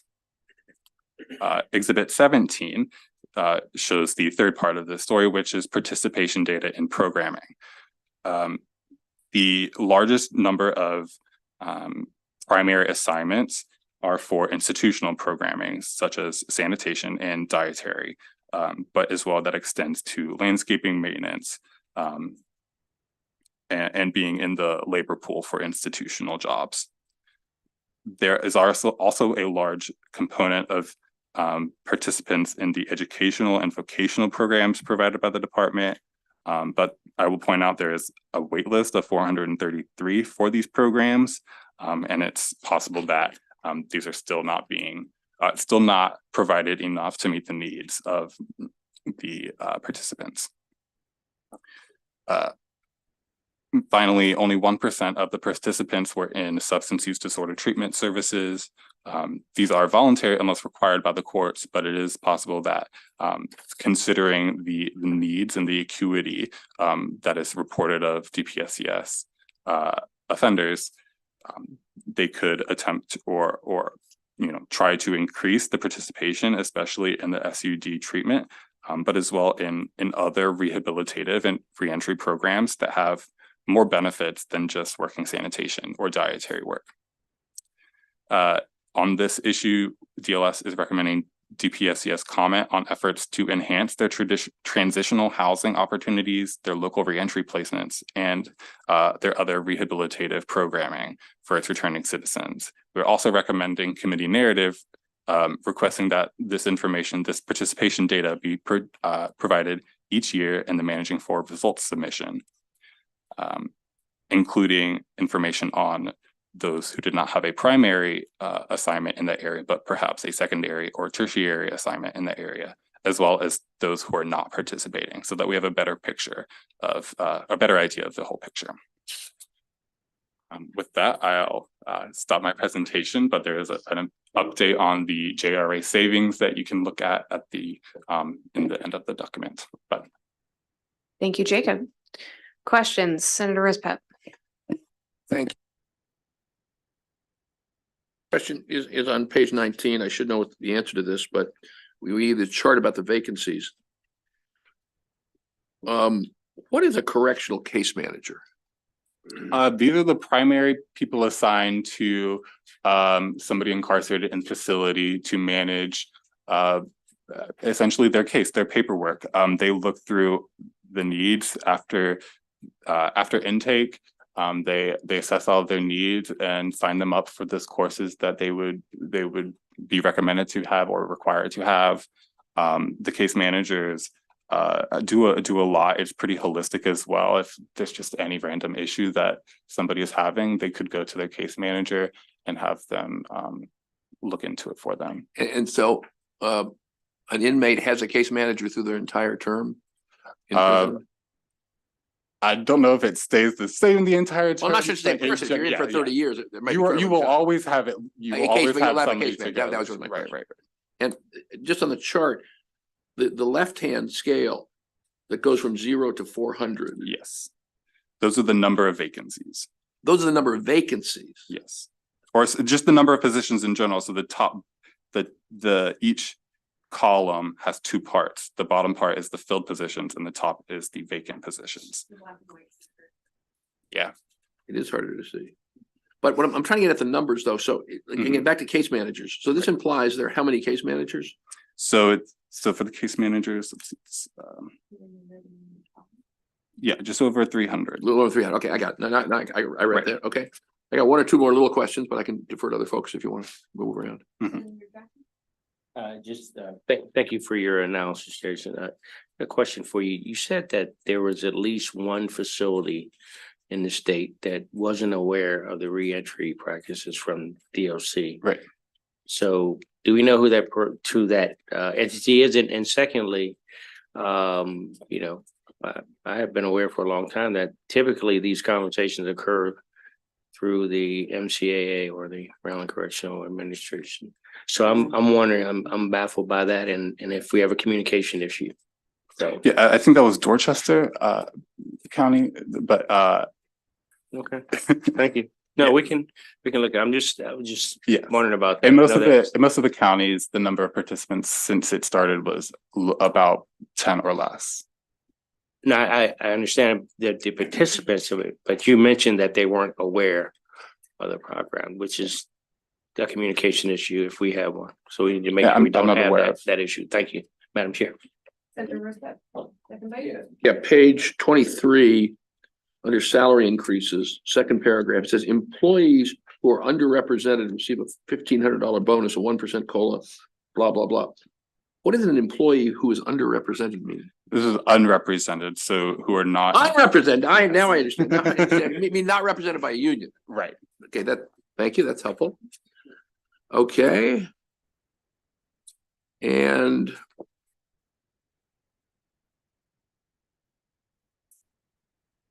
one more. This is page 32, top of the page, where you're talking about reports of continued reports of high substance abuse, contraband, and mental health acuity in the population. I'm sorry, before that, it says only 1% of participants were in a SUD program, which I gather is referring to those kind of services. That's what Right, SUD means. substance use disorder. Substance use disorder, yeah, okay. Do we have any idea what the scale of the problems are and the relationship between only 1% we're doing anything about? Yeah, well, more accurate or more up-to-date numbers would probably be had by the department. If I remember correctly, around 40% have been identified in the past as having some type of acute mental health issue that they need to deal with in order to, just live life or improve their outcomes. That does not mean that all of those are then, required or specifically by the courts. Most of these participants this is a part of their sentence. Especially as a primary assignment, it's people that have the worst of the worst issues to deal with. There's also a reason why we wanted to get the secondary and subsequent assignments to see the number of people who are maybe they're working sanitation most of the time, but they're also then going to substance use disorder treatment at other times. We'd want to know that information, but at this point we don't have that. I'm not quite following that. I mean, I get it about what So kind of jobs it could be higher than 1%. I would expect that it's actually higher than 1% because some people don't have it as their primary assignment. For some people, it's their So secondary. it's a categorization problem. Correct. I see. Okay. All right. Thank you. That was it, Madam Chair. Thank you. Madam Secretary, please join us. And if you have team members you'd like to bring with you. Welcome. How are you? Well, thank you for your patience as we rearrange the schedule as always. No worries. Pull the chair up, yeah. So good afternoon, Chair Alfred, members of the Senate Public Safety, Transportation, and Environment Subcommittee. For the record, my name is Carolyn J. Scruggs, and I'm the Secretary of the Maryland Department of Public Safety and Correctional Services. With me today, sitting in the back, is Naja Roberts. She's our Chief Financial Officer. I also have with me Annie D. Harvey, Deputy Secretary of Operations, and Joe Settle, our Deputy Secretary of Administration. The department appreciates the collaboration with the Department of Legislative Services and Mr. Cash's hard work on the analysis. As a 29-year employee of the department, I'm honored to be here today testifying not just on the budget, but on behalf of the dedicated and hardworking women and men, hardworking professionals who come to work every day and uphold the mission of protecting the Department of Public Safety, its employees and detainees and offenders under our supervision. For the record, first, I'd like to begin by clarifying some of Mr. Cash's details and the analysis, especially as it relates to Yes Care and the settlement. The amount listed for the Yes Care settlement was $20 million for 17 contract claims that we had in the department. The 19.7 million was in liquidated damages that we were waived as part of the settlement. I'd also like to clarify Senator Rosenpep's questions related to correctional case managers, who are also the initial point of contact when that individual comes into the facility, and they conduct the risk assessment to determine classification level and needs and requirements of that person during their incarceration period. You also asked about the substance use disorder, and I will remind you that we went into a contract a year ago with a substance use disorder vendor. They have recently completed the full assessment of every individual within Department of Public Safety. We've started our first therapeutic treatment center in pretrial at MTC, and our second one should open shortly at the Women's. So we're assessing that population and then connecting them to those services that are needed. And lastly, to clarify the MOU, Senator Jackson, we go into a MOU with local detention centers in order to have our local reentry programs with them. And that is also shared through all of our partners, which our Deputy Secretary of Operations sits on that board with all of the local detention centers. In the analysis, the Department of Legislative Services asked the department to respond to 2 issues and 2 recommended actions. The first issue we were asked to comment on are the hiring goals for fiscal years 2024 and 2025, and how we plan to minimize or eliminate the need for mandatory overtime in the future. The Department of Public Safety and Correctional Services recognizes the impact of vacancies on overtime expenditures. So last year, Senator Elfridge, when I sat before you, our vacancy rate was at 15.41% in January. And as present date, as of yesterday, we are at 10.46, equaling a 32% drop in vacancies. In calendar year 2023, the department made considerable progress towards filling vacancies. We hired 945 new employees. Also, during this past year, the department continues its efforts with several strategic recruitment initiatives in order to attract more qualified applicants and streamline the hiring process. The implementation of the same-day hiring events has been successful.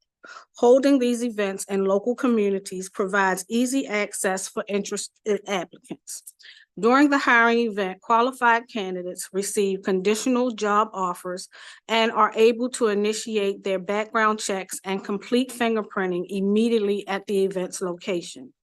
Hiring managers are on site, allowing attendees to apply for jobs aligning with their skills and interests.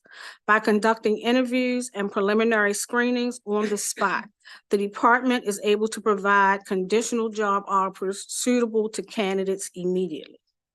This approach not only reduces the time to hire, but also improves the candidate's experience by offering a quick and decisive hiring process.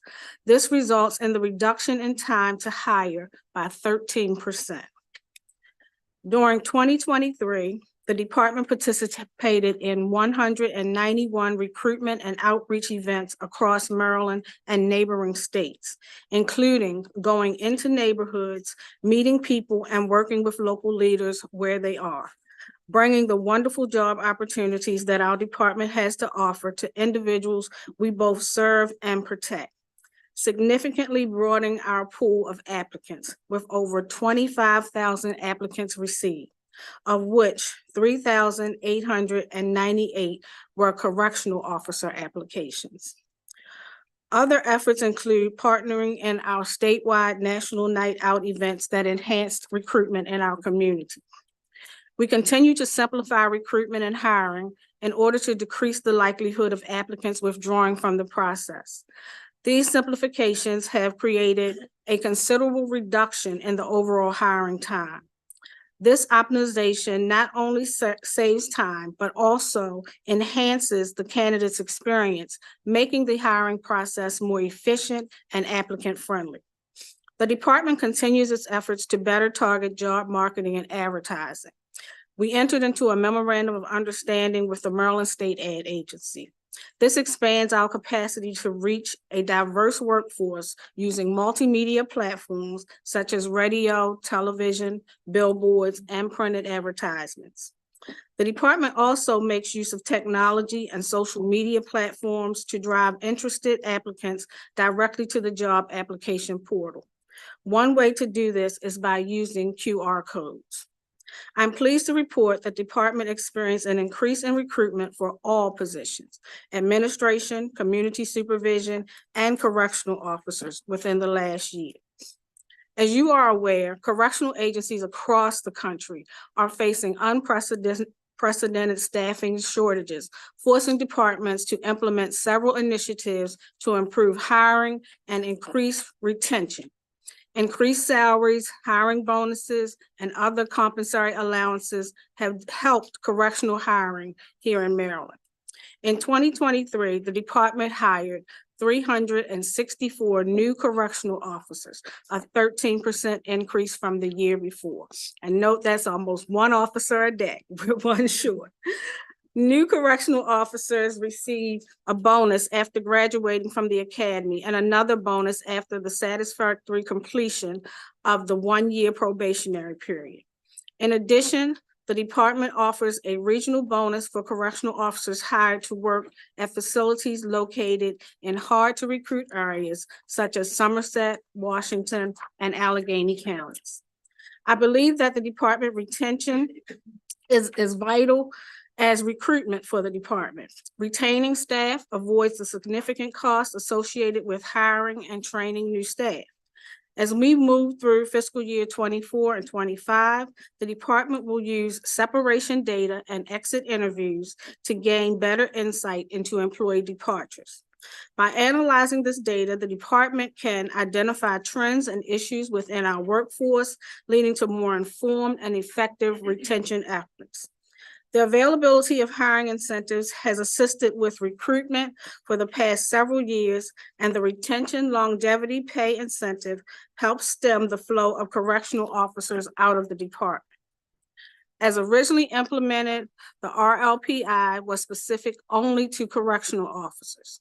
However, the incentive has expanded to other classifications such as dietary, correctional maintenance, and the Maryland Correctional Enterprise officers, as well as now our probation agents. This continues to improve morale and retention of those critical positions. I've also been asked to comment on efforts to enhance transitional housing opportunities, local reentry placement, and other reentry programming for the department's many returning citizens. The department's philosophy is that planning for an offender's reentry begins upon an individual's entry into our pretrial or DOC facility. Reentry calls for a comprehensive systems approach to managing offenders' return to their communities. The reentry process includes assessments, case planning, evidence-based programming, and treatment delivery while in custody or under our supervision. It is designed to ensure a smooth transition from incarceration to community. The department's reentry programs also focus on employment, education, transitional housing, substance abuse, mental health, family reunification, mediation, and so much more. Upon intake, we begin engaging with community and faith-based services to ensure a smooth transition for all of our returning citizens. The department participates in quarterly reentry resource fairs. These fairs create an opportunity for community organizers to participate in our reentry programs behind the walls and build a rapport and relationship with the incarcerated individuals before release. In addition, over 1,000 incarcerated men and women in our own Maryland Correctional Enterprises structured program have at least 25, in which about 25% are hired upon release, further establishing a pipeline to state service. MCE offers a variety of programming, including a 400-hour meat cutting apprenticeship program that can translate to well-paid jobs in the community. Hundreds of MCE graduates have found employment as meat cutters at Whole Foods, BJ's, Safeways, and other entities. One of our MCE programs at our women's facility educates females on computer-assisted design that designs office modular units. Most recently, they designed new offices for the Office of the Controller.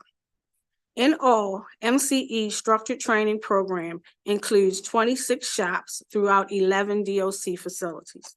The department has engaged with the local detention centers to expand reentry services for individuals returning to communities. Currently, out of 23 counties, 10 local reentry agreements exist with county detention centers. These include Allegheny, Anne Arundel, Charles, Dorchester, Howard, Kent, Montgomery, Prince George's, Talbot, and Washington counties. This is a voluntary program that may at times provide fewer options for programs and employments, thus leading the incarcerated person to request to remain with the Division of Corrections. The department continues to work with local detention reentry staff to learn what services and opportunities are available to the incarcerated individual should they agree to transfer to a local reentry program. It is important to remember incarcerated individuals in our facilities will return to the community. A key component of the department is to support the governor's initiative to leave no one behind, to reduce child poverty, and build the family structure by changing the trajectory of the incarcerated individual in the eyes of the community. The Department of Legislative Services Analysis has asked the department to respond to 2 recommended actions. The first action requires that the department to submit a report when an award is made for either healthcare or mental health care contracts that describes the context of the decision, the value offered by the awarded contract, and the other submitted offers and the impact on the budget. The department accepts this recommendation and will provide all publicly available information on the contract award. The second DLS recommendation requests that the department report its annual data on programming participants and non-participants in the annual MFR submission to DBM and DLS. The department accepts this recommendation and will provide additional feedback within the administration's budget response on the suitability of proposed measures based on the 2023 JCR and current data development. In conclusion, I am truly proud of the women and men of this department, the dedicated team of managers we have, as well as all of the individuals who collaborate with us despite adversity. And the department is happy to answer any of your questions. Thank you, Madam Secretary. I apologize. I have to leave in a few minutes for a meeting with the chair. So worries. I'm going to go ahead and ask a couple of questions first. Madam Secretary, our colleague Senator Katie Hester sent a letter, I believe on the 24th, with some questions about cybersecurity and the like. Could I ask you to please meet with Senator Hester to discuss this before we next meet again? I believe we're on for next Friday. Hopefully that gives you enough time. I just want to make sure she has her questions answered. Absolutely. Thank you. 2 questions. One is on the medical contract we discussed last week. I guess I was under the impression that extension of that contract wasn't going to come with an additional cost. It does not. Okay. Explain. Joe. Correct. It was a no cost time only extension. Okay. A number of the dollars associated within this budget request are related to expenditures that we were unable to cover up from previous FYs, as well as the waiver of the liquidated damages associated with the settlement. So that would explain the 20.9 million And then in the there's, analysis. are you talking about the over the target for 25 or for the 24? I was thinking of the extension from January to June. So I guess we're still in 24. So first thing, the extension is as of now, right? March 31st. So Okay. there's still the 3 months remaining in that. So Okay. as I think was mentioned earlier during the analysis, there is an anticipation that the cost of the contract, the new contract might be more expensive. Specifically, we talk about the 75 percentile on staffing, Okay. right? So I believe this money covers that 3-month period. Okay. And my last question, we discussed vacancies quite a bit, and Madam Secretary, I'm very grateful for, and your entire team, for 32% drop in vacancies. I appreciate how hard you have all worked, but we're still seeing specific to COs. And all of this is related, and I'm sure we're going to hear from many folks who work for you, that overtime contributes to a lot of the pressure. So we could be paying folks $100,000 a year, but if we're forcing overtime once a week, that leads to obviously a quality of life challenge that we're just not going to be able to buy our way out of with salary increases. So it's all kind of revolving into each other. So it's not necessarily a question, but I think it's of concern for the subcommittee. You're making great progress, but it appears that your probably attrition is making maybe 1 step forward, 2 steps back. It feels a little bit on the CO side. So if I can speak to the CO side, I think if you look at our staffing levels based on what we're currently budgeted within the central region, which is where our pretrial component is, and one of our pre-release facilities, we are fully staffed. It is very easy to staff. But when you start reaching far west and far east, that's where we are continuing to have our challenges at. We are aggressively recruiting in those areas every day. The populations are just not there. And then some of the staff that are there are meeting their 20-year, and some of them are not staying. They're taking that retirement and going on to other opportunities. But that's where you see most of our challenges at. That's for our CO vacancies. Okay, thank you. And thank you, Senator Jackson, for taking over. Madam Chair. Good afternoon. Good afternoon.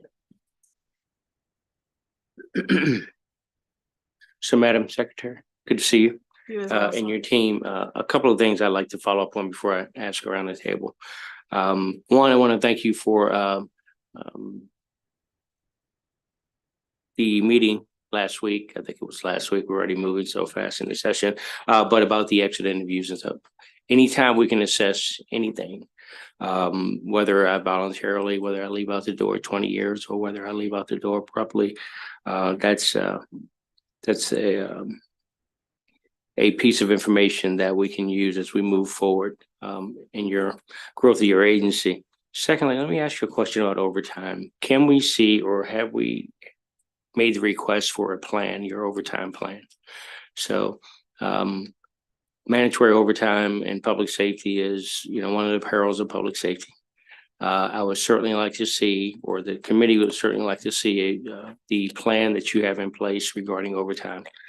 Obviously, it's great if folks will volunteer for it, but sometimes we get to the point where we engage in a drafting process.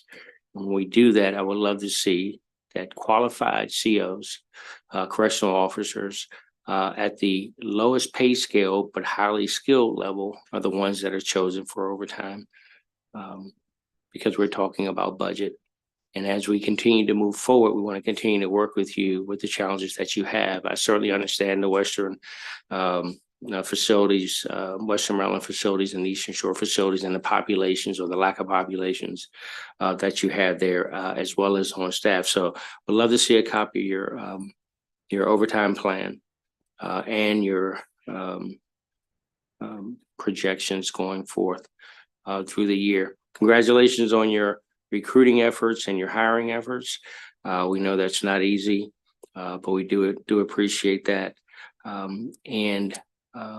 I'd like to ask a question. Go ahead. May I say, Yes. with the overtime plan, we're happy to share that with you.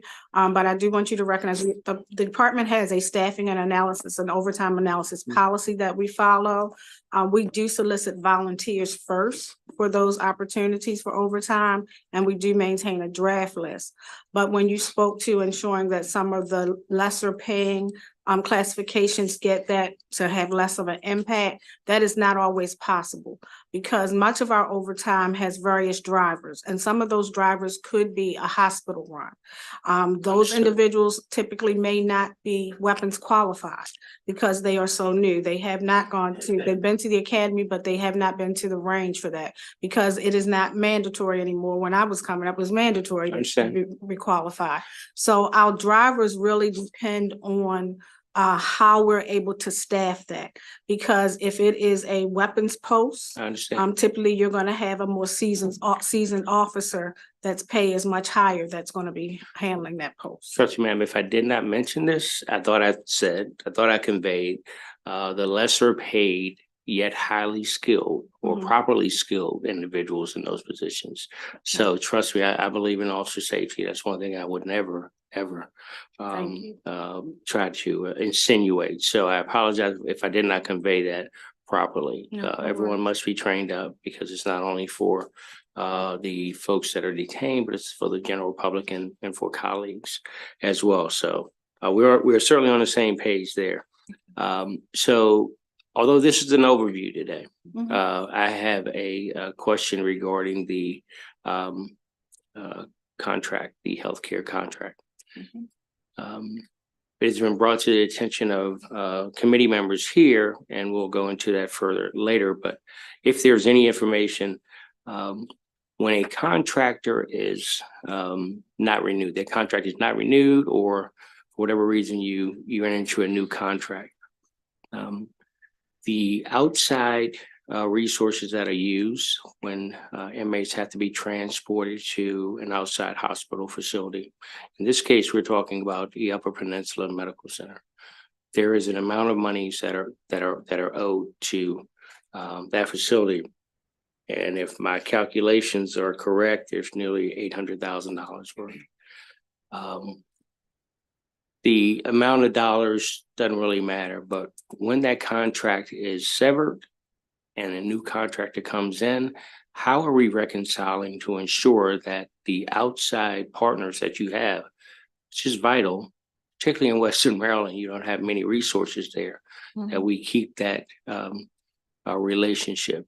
So how do we reconcile that to ensure that those entities are made whole? And if you don't have that information today, we would certainly like to receive it from you. Even if you have it today, we'd like to receive it right. Go ahead.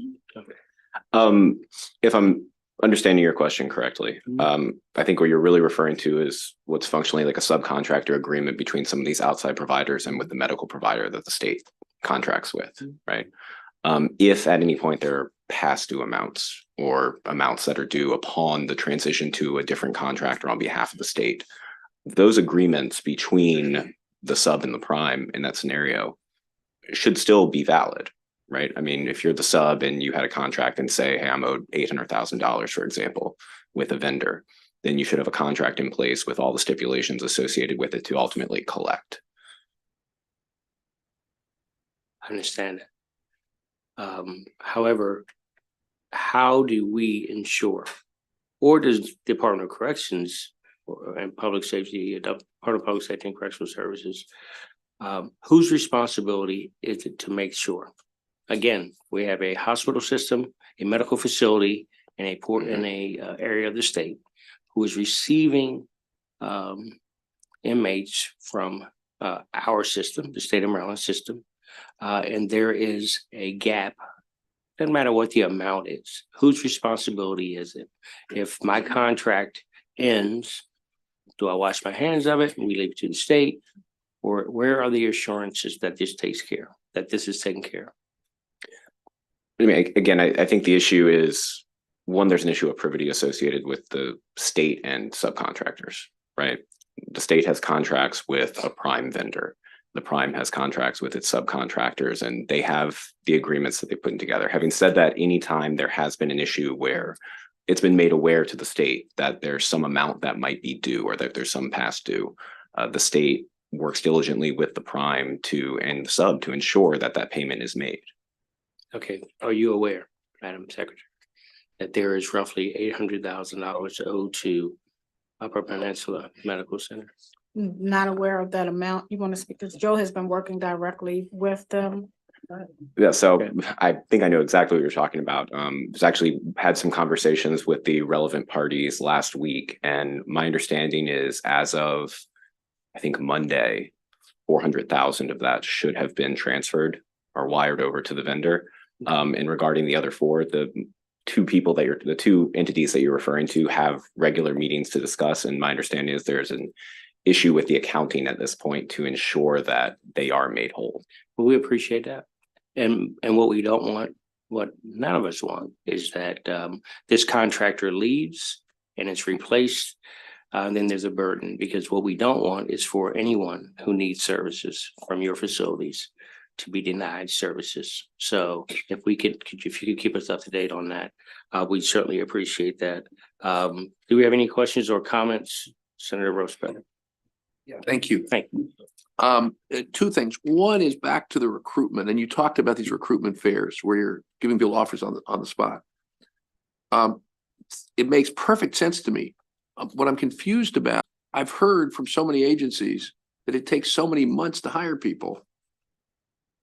How did you solve this problem and nobody else can?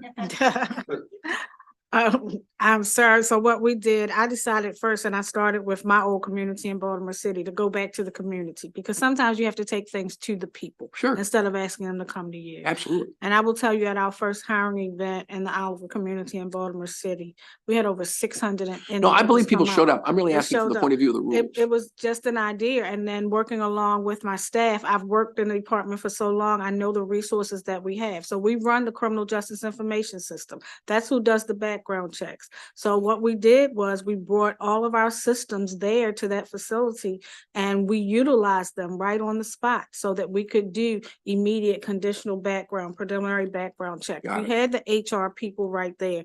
The investigators were there. So you went from one location to another, and we looked at you preliminarily and decided, okay, here's your conditional offer. So I presume you discussed all this with DBM. when you did it? It was discussed with various entities, and we also invited other agencies to come in and be part of this. We invited the union to be there. They had a table. That was at the first and at the second very large one we had. We invited Department of Budget and Management. They were actually at our second event that we had where over 700 people came.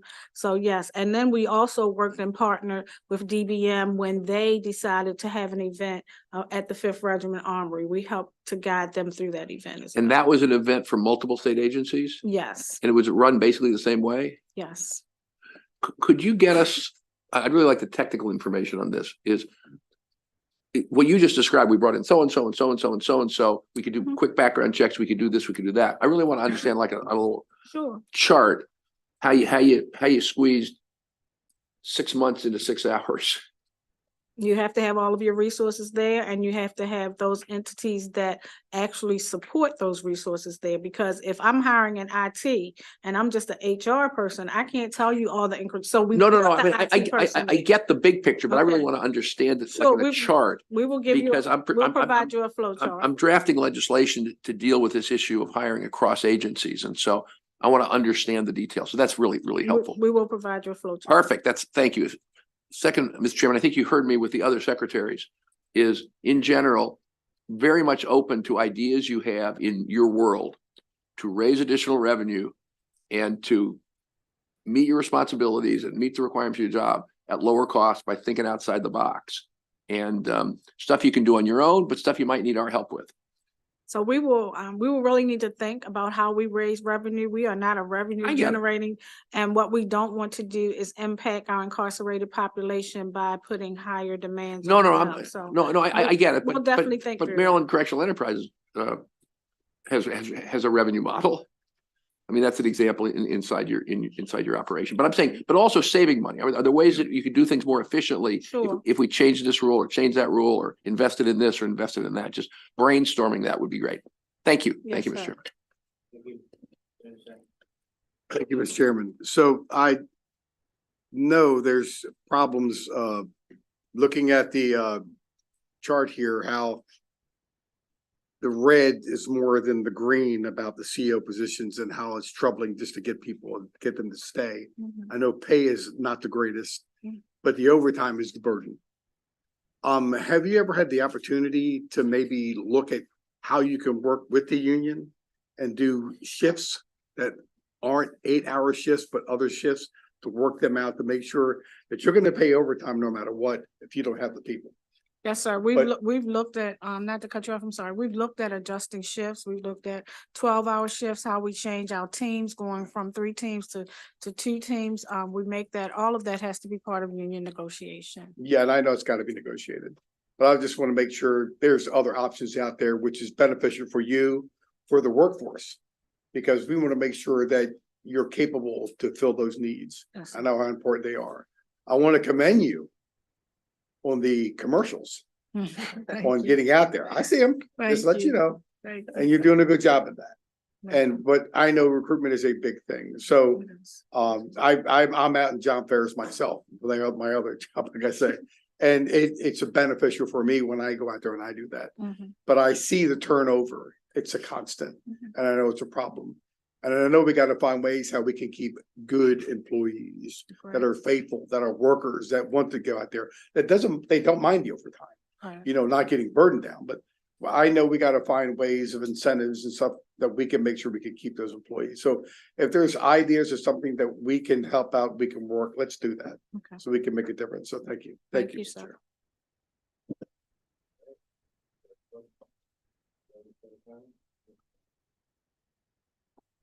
No, we're good. We're good. All right. Thank you. Have a good afternoon. This concludes the hearing.